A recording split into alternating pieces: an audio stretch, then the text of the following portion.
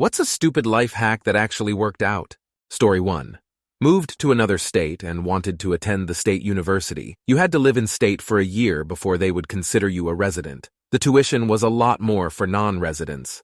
I read the fine print and it said if you own a business, you would be considered a resident immediately. I got a business license for my new business, Green Thumbs Landscaping Company, mowed my neighbor's lawns and saved a ton. Story 2. I was trying to be more positive in general, so I began small, simply complimenting every Ford Transit van I drive past. A dozen times a day I'd say to myself, nice Ford Transit. I picked that car because of a Jeremy Clarkson Top Gear joke years ago. Since then, I found myself quicker to compliment others and finding more positivity in the mundane. Story 3. My wife and I had to move in with her parents for a bit around the time my first child was born, and they drove me insane. They are your typical heavily involved Nigerian grandparents. Was seeing a therapist and she suggested I convert judgment into curiosity. As in, don't be quick to get angry about things they do, like having an opinion about every possible thing, particularly around our baby. But instead, try to think about where this behavior comes from. Turns out my mother-in-law is fucking amazing and we couldn't have done baby and unexpected twins without her. Her love and care for our children is unconditional and she doesn't do it out of obligation. She considers them her kids and it's her job. Pretty lucky in that regard. Story 4. These may sound silly but feel like game changers to me. Brushing my long and easily tangled hair before getting in the shower makes post-shower hair stuff so much easier. Keeping appropriate cleaning supplies in each room they'll be used in makes it much easier for quick tidying, and thus less need for major awful cleaning later. If you want to curb impulse shopping online, make a wish list page where you save everything you want to buy. Pick one day of the week where you're allowed to purchase things. By the time you get to that day, you don't want half the stuff on the wish list anymore. My day is Monday. Story 5. Everyone knows just how many companies are attempting to use subscription service models. Well, just about every company that does will give you a discount if you attempt to cancel your subscription. SiriusXM is $24/mo. When I went to cancel, they lowered it to $6/mo for 1 year. HBO Max is $17/mo. Went to cancel, they dropped it to $8/mo. Netflix $15.50/mo. Dropped down to $11/mo. Gym went from $30/mo down to $15/mo. That's like $50/mo for me just for making a couple of phone calls. These are promotional rates that they give you. They will automatically go back to your old rates after a certain amount of time. All you have to do is make a note in your phone letting you know that your promotional deal is about to be over and call again. Story 6. A positive mindset. Visualizing my future life, even if it's just the day ahead. Expressing gratitude, in action or words, journaling to someone or to myself. Believing in abundance. Believing things will happen at the right time. Bonus, being aware of what energy I bring into a room when entering it. It has really helped with anxiety and limiting beliefs. It's a daily investment, like going to a mental gym for my mental health. Story 7. I used to get ingrown toenails over and over. Doc would remove and promise they wouldn't come back, but they always did. Until I was at a family Xmas gathering and talking to a distant uncle I hadn't seen in years. I was telling him my situation. He told me to clip a little V into the center of my big toenail and I wouldn't get any more ingrowns. It fucking worked. Tried it and haven't had one for over 25 years. My best guess on why it works is that the nail spends is growing energy on filling in the V instead of growing down into the side of my toes. Hopefully a smarty pants can tell me the actual reason it works. Story 8. If you're looking for something in your house and can't find it in the first place you look, once you find it, move its permanent home to the first place you looked. Put a basket where the stuff already ends up, paraphrased from Joanna Gaines. Think about tasks as doing a kindness for your future self. From How to Keep House While Drowning by Casey Davis. Story 9. If you burn yourself on the iron, for example, never run the area under the cold tap as per the normal approach. This instantly causes a blister, pain, and obvious discomfort. If you immediately smear the affected area with Aquafresh toothpaste and leave it for 10, 20 seconds before you touch it, you will feel no pain, no blister, and no mark on the skin.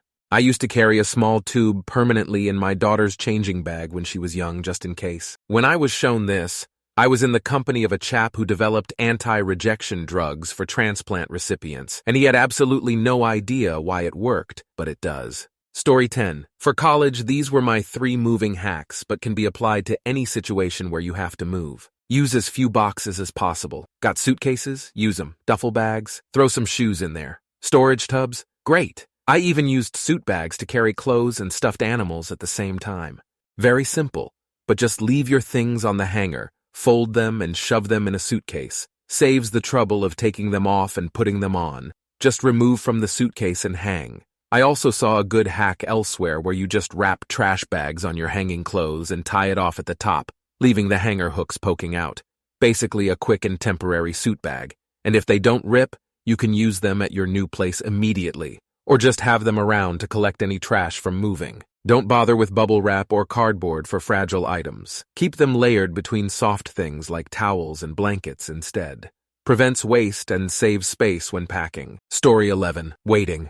1.5 to 2 hours before drinking any caffeine in the morning is way more effective than first thing. It gives your body a chance to wake up on its own, and actually gives the kick when you need it with less of a caffeine crash.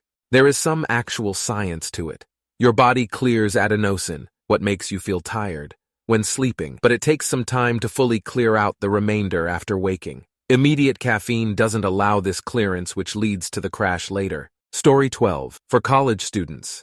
If you are in a big class, sit where the prof can see your face clearly. Look interested when they lecture, and respond when appropriate. Visit them during office hours. Be genuinely interested.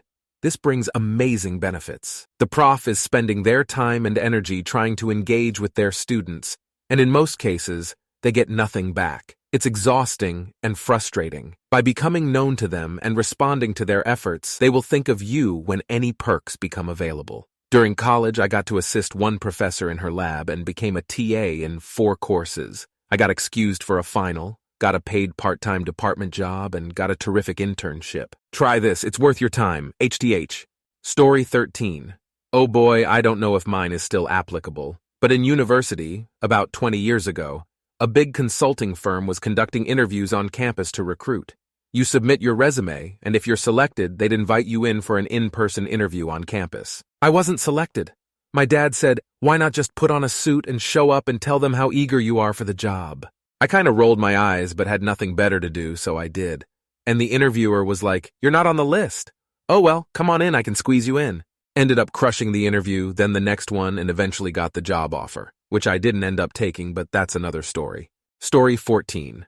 Kind of like fake it till you make it. If you see a job at a place that sounds great, but you know you're probably lacking enough experience for, apply anyway.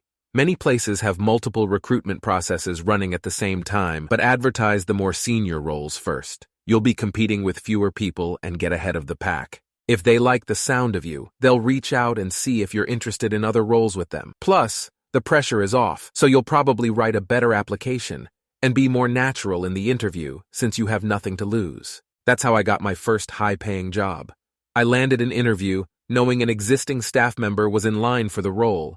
To my surprise, they were impressed and offered me an entry-level role in an upcoming project that hadn't been advertised. Many folk, especially women, sell themselves too short. The energy you'll put into something that excites you will get across to the employer, and you only need to get lucky once. Story 15. This summer, I'm retreating from being the all-there, all-the-time parent. I am always taking mom guilt not being at everything 24/7, but it is taking a major toll on me. So what don't I enjoy? Have my husband step in and manage the things I don't. I'm here all day Saturday, you go here with the kids Sunday. Maybe I'll meet there later, maybe I won't. Relieving myself of having to be present for my kids every second of every day has been difficult, but it is so needed, and amazingly he can handle some of the things too. Story 16. My partner recently found this video on Insta or something where you take a duvet cover, lay that out on the bed, then lay the duvet on top, tuck in the 2 corners, roll it all up together, do a little flippy thing and unroll, and you basically have a perfectly tucked in duvet. We just did it this weekend and we're still mystified. Up until then, we used the ghost method, meaning someone stands there with an inside-out duvet cover over their head and their hands at the corners. The other person hands them 2 corners of the duvet through the cover, and they then hold on as the other person unghostifies them. Kind of fun, but not quite as easy. Story 17. It's super easy to eat a ton of vegetables or fruit instead of unhealthy snacks when they are within arm's reach constantly. Currently in my home office, I have a bowl with about half a kilo of cherry tomatoes and another bowl with some apples, a few tangerines, and a banana. It's so easy to chew on some cherry tomatoes while thinking about a problem I need to solve, or peel and eat a tangerine during a meeting. I have a small waste bin with a lid for the peels, etc. That I bring to the kitchen, empty and clean, while cooking dinner. In my living room, I also have a bowl with grapes and cherry tomatoes. During a late evening, it's easier to grab and eat those when I'm on the couch reading, catching up on emails, researching problems at work, or trying to watch something on the television, than to get up and grab a snack from the kitchen. It is basically forcibly eating more healthy by being lazy. I switched from unhealthy snacks to at least 3 kilos of fruit and vegetables extra every week. I switched to mostly healthy meals already, but the snacks were still really bad. This hack solved that problem. Edit. Why is this a stupid hack? Because everybody keeps their vegetables and fruits in the kitchen. I spread them around the house to keep them within easy reach. Story 18. In the past, when it came time to sell a car, I'd just sell it and be done with it. No special effort. But then I sold a car that was in pretty good condition. It just needed some love. So I drove it through a car wash and got it detailed before selling it. I got something like $8K more than I expected. So now I do that every time. When it comes to sell a car, I get the inside detailed, drive it through a car wash, and then go straight to whoever I'm selling it to for negotiating the price. The price is always much higher than it would have been before, and all it costs me is about $100 in detailing and car washes. Story 19. Exercising makes you feel so much more alive. I grew up playing sports, so I never worried about getting activity in, but after school I didn't do much for a few years. Well, I now understand why people who sit around all the time are so depressed. I never felt more lazy in my life. No energy to do anything. I started doing some recreational sports a few months ago, and it's like night and day. Our bodies were meant to move. I'm right there with anyone that says they hate working out, because me too. I hate going to the gym. But seriously, find something that gets you out and moving. Story 20. We can't use flushable wipes because we live in a very old area with small pipes. They aren't good for the sewer system anywhere, really. They crest massive piles and take a very long time to decompose. I need wet. I don't have a bidet, so here's how you do it. Take about 12 squares, fold it in half. Wet one end, it doesn't take much water. Fold it again. It's literally better than a flushable wipe, IMHO. It doesn't fall apart, it's soft, and it does the job like a champ. Story 21:1 that I just sort of stumbled on myself is that if you're arguing with your loved ones, partner, parent, etc., and you notice that everyone is just getting madder and madder, apologize, even if you don't mean it. Not sarcastically or passive-aggressively, just say it even if you don't feel it yet. Every time I've done this, it reframes the discussion, and the anger sort of washes away as both the arguing parts remember that they love each other. I can't promise that it'll always work, but it's done wonders for me. Story 22. I had major social anxiety and some mild depression mixed in, not officially diagnosed or anything. I started catching myself whenever I would think something belittling about myself. I'd challenge it and start to actually say out loud when I was alone how awesome I was and find other compliments to say. Biggest Uno reverse card I played in my life. I'm happy, have a great wife and wonderful son, and feel confident at work and my abilities, and have more fun in my off time. Story 23. I struggle a lot with organizing and hoarding loose stuff. Something that changed my life is when I started finding a Marie Kondo organization method that works for me. There's probably a proper name out there, but I refer to it as the 3-bin rule. First bin for stuff I use every day that would have sat on my desk or any open table space. Second bin to store all of the random things I buy or collect. Third bin for stuff I sometimes use or are extras backups to bin 1. The life-changing part for me is this part. Whenever a bin becomes too full, it's a signal for me to go through it on my next day off. I'll kind of follow the does it bring me joy logic, but often I find stuff I really want to use, like face masks, but forget. So I'll put those right on my desk to use that week. If I don't, then I'll gift them to friends, family, donate, or get rid of it. It may sound complicated, but it really just took 3 dumb IKEA bins to completely change my apartment. Less mess, less stress. Story 24. When you meet someone new and learn their name, repeat it right away while looking in their eyes. For the next conversation, try to use the name at least a few times. First, this will make you more sympathetic to the person. Almost everyone likes to be recognized in the group, especially if they're new there. Second, and more important to me, it will make it way easier to remember their name in the future. I'm really bad WTAH names, and this improved my memory quite a lot. Story 25. This may seem silly, but put your keys on a detachable quick clip lanyard that you tie to your pants belt loop. I had a bad habit of tossing keys onto a desk and then locking myself out of places because the keys are forgotten about on the desk. This was because sitting at a desk meant that I was thinking about becoming comfortable at the desk, and tossing things on the desk was a quick not thinking about it action. I don't have a problem attaching keys to the lanyard and pocketing the keys immediately after I use them. This is because using keys meant inserting keys and putting them in a carrying position at that exact moment. So by having the lanyard tied to me, I forgetfully toss the keys to the desk and have them bounce back in a keep the keys on you moron sort of way. It works. I can't migrate away from using a lanyard though, because I start tossing keys to the desk again. Story 26. My right AirPod wasn't working properly, as it had become so quiet that it was almost essentially silent and not working at all. I started looking online for solutions, and I found one Redditor who suggested sucking and deep-throating the AirPod. I was absolutely convinced that they were trolling and just trying to fuck with me, but I was desperate and wasn't doing anything that day anyways, so I decided to try it already, half expecting it to be a joke. But to my surprise, my AirPods started working completely normally again, lol. Story 27. Stay with her people whom you know won't hurt you.